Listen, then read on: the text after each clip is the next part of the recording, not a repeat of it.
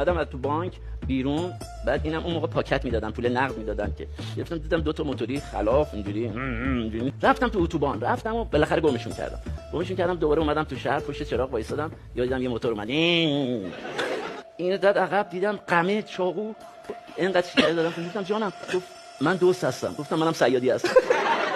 سلفی گرفتن دیگه، ندادم پایین از همونجا اینجوری سلفی. آقا ما کار داریم باید بریم دوباره، می‌خواستم برن سمت بانک. منم یه سر یه فیلم سینمایی بودم، فیلم تموم شد، باور نمی‌کنی پشت ماشین نشستم، اومدم پشت چراغ قرمز، شیشه پایین بود، موبایل من تو دستم بود. یه دفعه یه موتور اومد بغل دست من وایساد، اینجوری شد من تا من شناخت می‌کرد.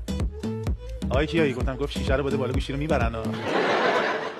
من تو ماشین پشت فرمون بودم، رسیدم به چراغ قرمز، شیشه رو داده بودم پایین و از اون وسط ماشین گوشی رو برداشتم، مامانو گرفتم، اومدم گوشی رو بیارم بالا، یه موتور اومد بغل ماشین.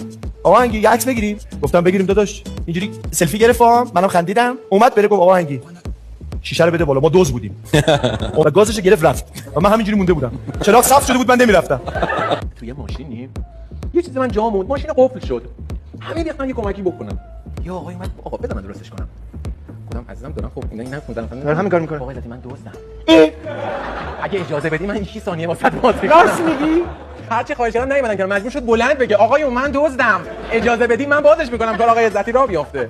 واقعا واقعا چند ثانیه خیلی بلد بود.